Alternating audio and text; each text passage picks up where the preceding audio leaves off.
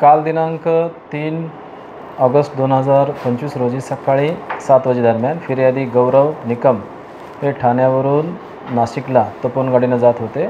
गाडी ही आंबिवली स्टेशन येथे आली असता आणि ते दरवाजात प्रवास करत होते. तेव्हा एका अनोळखी इसमाला त्यांच्या हातावर फटका मारला. त्यामुळे ते ट्रेनखाली पडले. ट्रेनखाली पडल्यानं त्यांचा डावा पाय ट्रेनच्या चाकामध्ये जाऊन त्यांना गंभीर जखम झालेली आहे. त्यानंतर त्या अनोळखी इसमानं ते जखमी अवस्थेत असतानाही त्यांना मारहाण करून त्यांच्याजवळचा मोबाईल फोन खेचून जबरी चोरी केलेली आहे.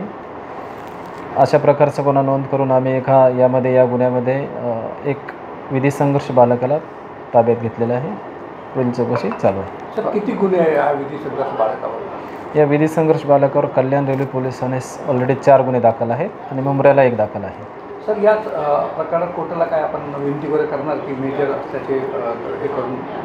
हो, त्याप्रमाणे विनंती करणार आहोत कोर्टाला.